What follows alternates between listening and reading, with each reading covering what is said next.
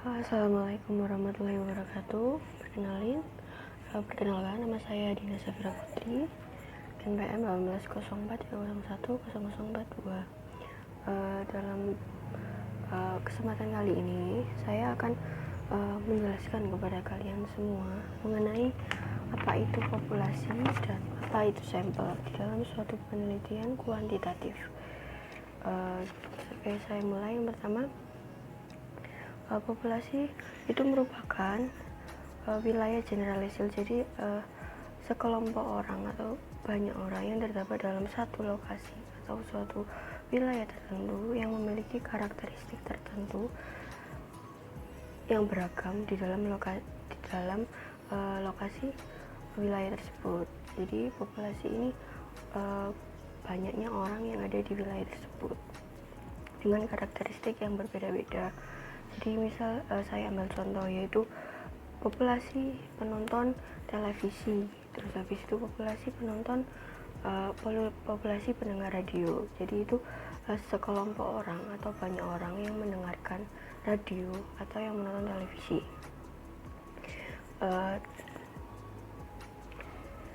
Oke, sekarang saya ambil contoh dari penelitian yang pernah saya buat. Di sini kalau kelihatan ini judulnya itu pengaruh intensitas tayangan iklan Sprite versi Cak Lontong terhadap keputusan pembelian produk minuman soda pada kalangan remaja di Surabaya. Jadi yang disebut populasi dalam penelitian yang pernah saya buat ini, populasinya yaitu kalangan remaja di Surabaya. Kalangan remaja di Surabaya ini kan merupakan cakupan yang luas dan dapat diambil beberapa fokus tertentu dari remaja mana yang akan peneliti ambil.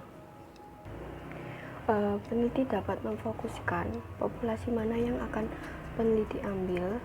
Itu berasal misal bisa diambil contoh seperti karakteristik usia, karakteristik pendidikan, karakteristik dari jenis kelamin, itu bisa diambil.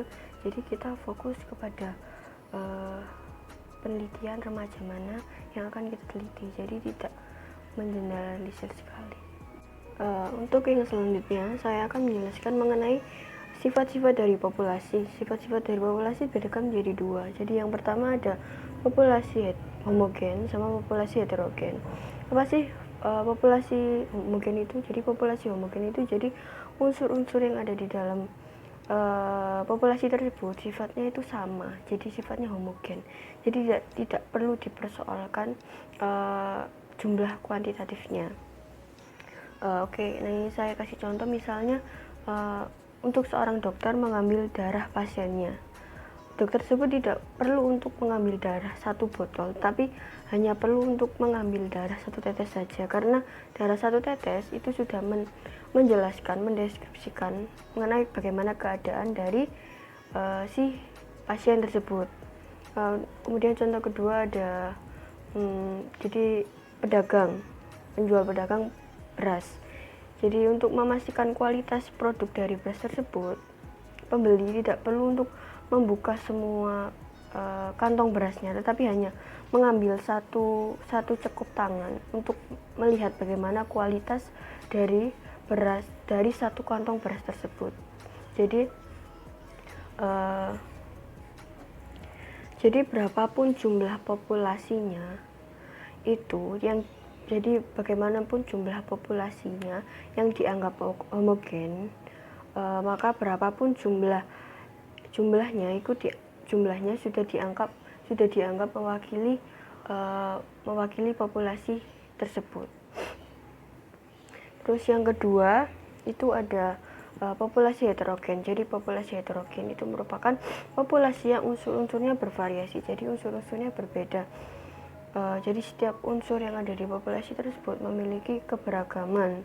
Jadi sebagai peneliti perlu untuk dilakukannya klasifikasi. Jadi perlu untuk si peneliti melakukan memberikan batasan-batasan tertentu terhadap populasi yang ada di populasi heterogen ini. Karena jika tidak ada batasan, maka cakupannya luas sekali dan sangat bervariasi, dan itu akan menyulitkan si peneliti dalam melakukan penelitiannya. Saya ambil contoh di sini seperti populasi heterogen itu populasi penonton tayangan televisi yang ada di Indonesia. Penonton tayangan televisi di Indonesia pastinya sangat banyak dan sangat beragam, serta memiliki karakteristik yang berbeda-beda dari kesukaannya, dari televisi yang dia minati. Jadi peneliti harus memberikan batasan-batasan tertentu terhadap penelitian yang akan dia lakukan. Jadi batasan-batasan yang diberikan sepertinya penonton televisi dibatasi pada usianya, misal pekerjaannya, terus usianya, jenis kelamin, tingkat pendapatan, jenjang pendidikan, serta misal hobi atau kesukaan si subjek peneliti ini dalam menonton televisi. Dan contoh lainnya dari populasi heterogen bisa seperti populasi penyuka atau hobi dalam bidang musik. Jadi dalam melakukan penelitian, si peneliti harus melakukan fokus tertentu, musik mana yang akan dia teliti. Misalkan seperti musik pop, musik rock, musik dangdut. Jadi peneliti harus melakukan batasan tertentu sehingga penelitiannya itu berfokus serta tidak keluar dari jalur yang telah ditentukan.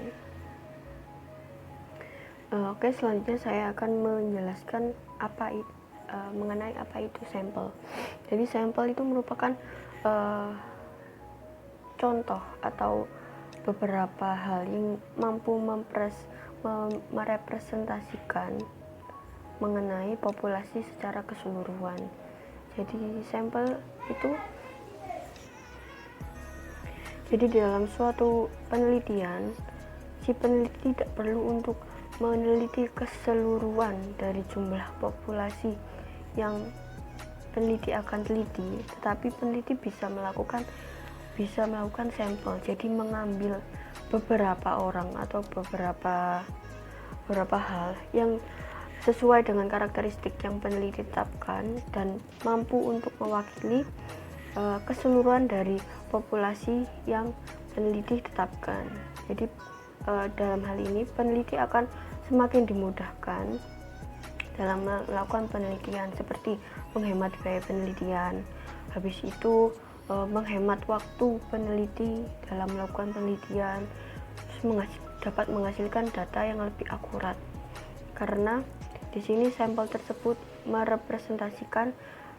mampu untuk merepresentasikan banyaknya populasi keseluruhan. Saya akan memberikan contoh mengenai sampel dari proposal peneliti yang pernah saya buat. Di sini kan pengaruh intensitas tayangan iklan Sprite versi Cak Lontong terhadap keputusan pembelian produk minuman soda pada kalangan remaja di Surabaya. Jadi kalangan remaja di Surabaya itu memiliki cakupan yang sangat luas. Jadi peneliti harus bisa memfokuskan remaja mana yang akan dia teliti, misalkan pada karakteristik usia. Jadi remaja pada usia berapa sih yang akan peneliti fokuskan, misal remaja pada umur 17 sampai 20 tahun. Jadi peneliti hanya fokus pada remaja pada usia 17 sampai 20 tahun, atau bisa difokuskan pada jenis kelamin misal hanya menggunakan sampel dari remaja perempuan saja, atau sampel dengan menggunakan remaja laki-laki. Jadi fokus dari penelitian tersebut itu tidak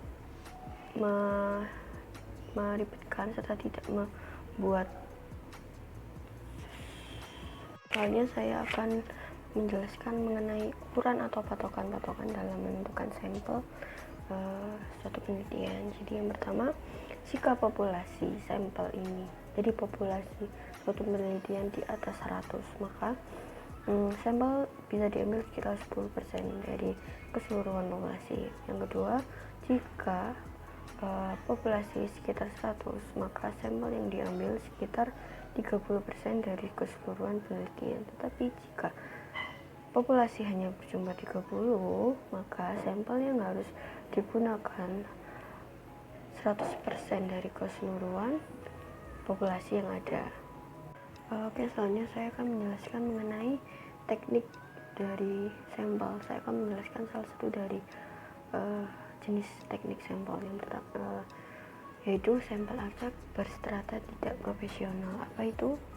Jadi, penentuan sampel ini didasarkan pada pertimbangan jika anggota populasi itu berstrata, namun pembagian dari proporsionalnya tidak sama.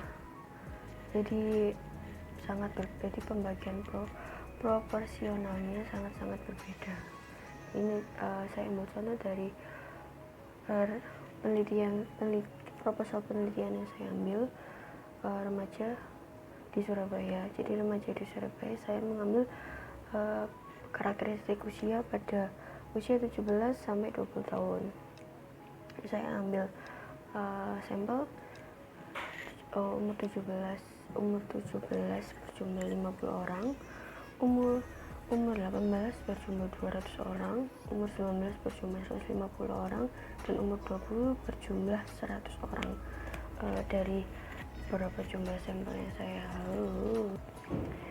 jadi dalam tingkatan usia yang saya ambil, dan saya ambil sampel beberapa orangnya, di sini terdapat tidak adilnya atau sangat ada perbedaan proporsi pembagian dalam jumlah sampel yang saya gunakan.